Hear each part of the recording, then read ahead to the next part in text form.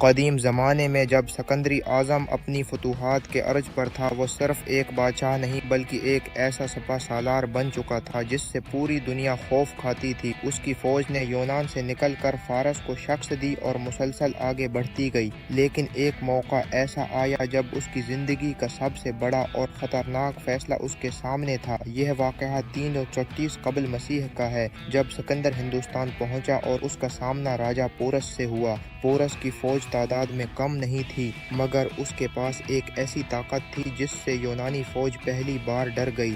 جنگی ہاتھی۔ یونانی سپاہیوں نے کبھی ہاتھی نہیں دیکھے تھے۔ جب درجنوں دیوہیکل ہاتھی میدانی جنگ میں داخل ہوئے تو زمین کانپنے لگی، گھوڑے بدک گئے اور سپاہیوں کے حوصلے ٹوٹنے لگے۔ سکندر کے جرنیلوں نے اسے مشورہ دیا کہ واپس لوٹ چلیں کیونکہ یہ جنگ ہار بھی سکتے ہیں، مگر سکندر نے ایک غیر معمولی فیصلہ کیا۔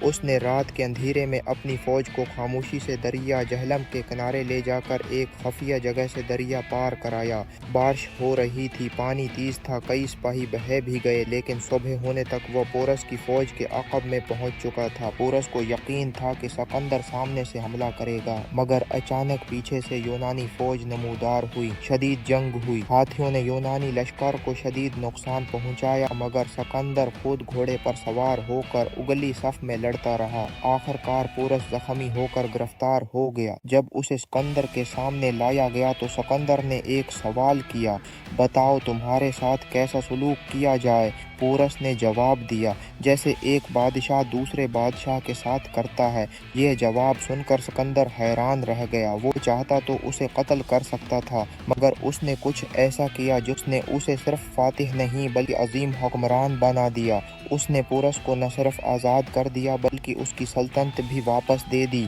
بلکہ مزید علاقے بھی اس کے حوالے کر دیے۔ اس دن پہلی بار دشمن سکندر کا وفادار اتحادی بن گیا۔